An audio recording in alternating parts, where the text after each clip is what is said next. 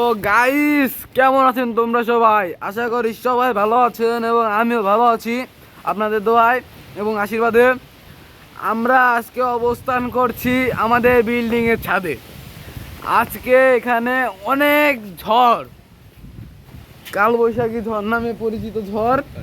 এই এই ঝড়ে অনেক বাতাস, এত বাতাস যে আমরা ছাদে দাঁড়ায় থাকতে পারতেছি না।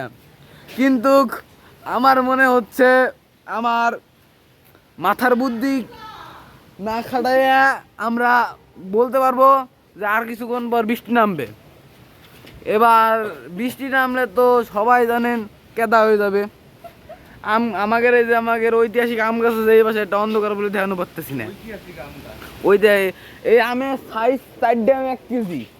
তাই বস আমের কত বড়, মানে সবাই তো বুঝতেছেন আম কত বড়। কারো দাওয়াত রইলো না, আর দাওয়াত রইলো ঠিকানা চিনে চলে আসেন।